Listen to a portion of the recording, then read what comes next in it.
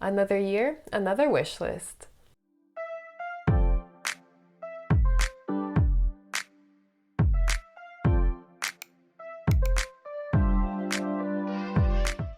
Hi guys, welcome back to my channel. My name is Donna. If you're new here, well, welcome. Hope you enjoy and stick around. In today's video, I'm going to be sharing with you all my 2022 wish list. So without further ado, let's get started. Now, before I start talking to you all about my 2022 wish list, I thought we could do a quick recap of my 2021 wish list. So last year was my first time making this sort of video. I decided to put 5 items on my wish list, and let's just take a look at how well I did. All in all, I do think I did pretty well. So I managed to get my hands on my Louis Vuitton Alma BB in the monogram, not in the monogram, but in the Damier Ebene. As you can see, it was made in France, and there is a whole story that goes along with this bag. The day I did get my hands on it, I really didn't walk into the boutique. I didn't think I was gonna buy a bag at all. So I can link the video up above if you'd like. You can take a look at that. As well, I did manage to get my hands on my Juste Clou rose gold bracelet in the SM. I'm sure you all have seen it in multiple videos. I wear it every day. I never take it off, and I really do not regret this purchase. I'm so happy. And fun fact, I purchased it right before, a couple of days before the price hike back in June. So I was really happy about that, and it was such a score and a win for me. And the third item, or it wasn't really an item, but an activity I did manage to check off my list. I managed to take, although I did not travel as much I would have liked to, I did manage to take a quick vacation or a quick getaway to Mexico just a couple of months ago. So I'm really happy about that. It was much needed and much overdue, and I can't wait to start traveling again. So those are the items I managed to tick off my list. There are 2 others that remain. The first one was I really wanted, and I still do, it's on my wish list today. It's on my wish list for 2022. I'm carrying it over from 2021 to 2022. It's my Chanel medium flap in caviar leather. I just haven't found my unicorn bag. I haven't found the right one yet. I wanted a certain color. I don't want black, but I'm not sure which color, and I just don't know. I was thinking either of a creamy, not a creamy, but a caramel brown color, or maybe a blue or a green, but I haven't found the right one yet, so I'm carrying it over to this year. As well, I decided to scratch off my last item on my list was the Cartier love ring to stack with my Juck. However, I decided to scratch that off the list. I found a newer or better item for my purposes. So the second item on my wish list, number 1 being the Chanel medium flap. My second item is the Bulgari B01 ring.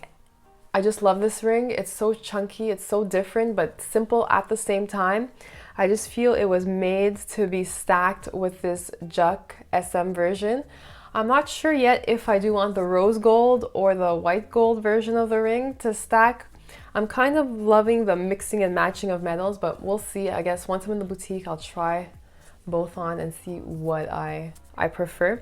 So that's my number 2. Number 3 is another jewelry piece. It's the David Yurman Petit Albion ring. I want it in the Morganite stone to wear on this hand as well. So I'm thinking of wearing it on my ring finger. And I love this ring just because you can wear it casual, you can wear it dressed up, you can wear it any way you want, whatever you want. And the Morganite is a pink color, but on the skin it kind of is muted out, so it's kind of like a nude. It looks really beautiful. It's gonna look great with my rose gold bracelet, so I can't wait.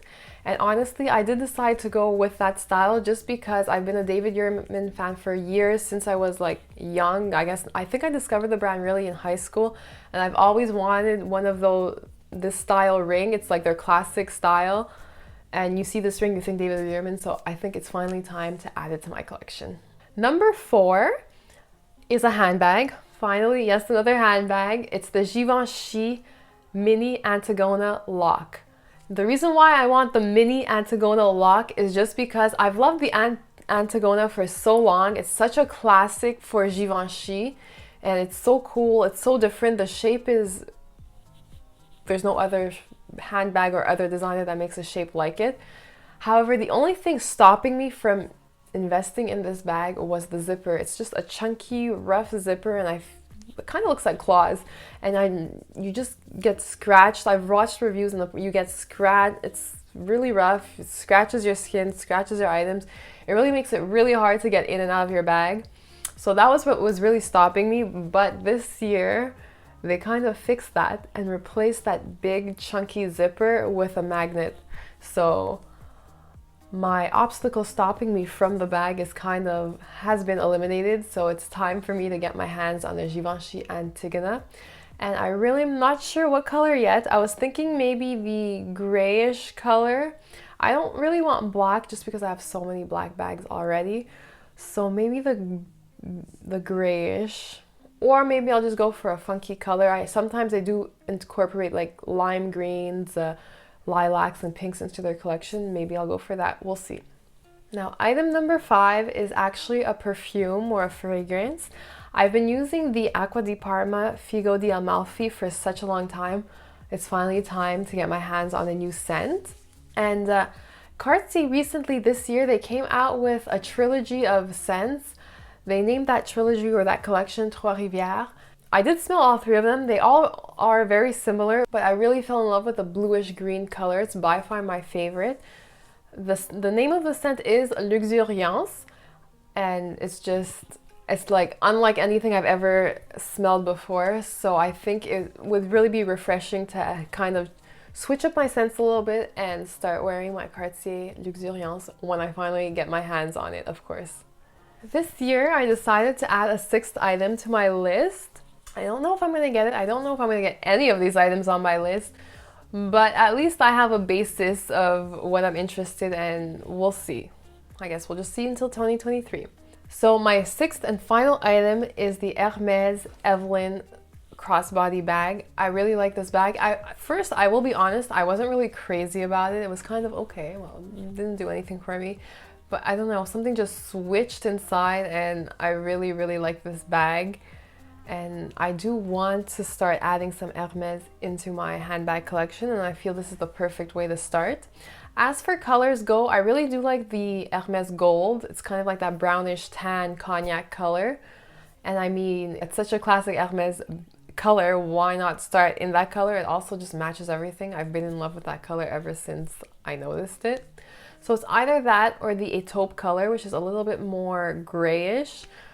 And once again, that color does kind of match a lot. It's really a great neutral. So I guess we'll see by the end of this year what I did manage to get my hands on, what I didn't, and what I just changed my mind about. There may be things on this list that come a few months, I won't really be into them anymore, or I'll just think of something else to replace them with. And that's all for today. What do you guys think? Do you agree with my list? What's your wish list? I'd love to know. Leave all your comments and questions in the description box below. I'll be sure to answer. If you did enjoy the video, please don't forget to give it a thumbs up, and I'll see you guys in my next one. Bye guys!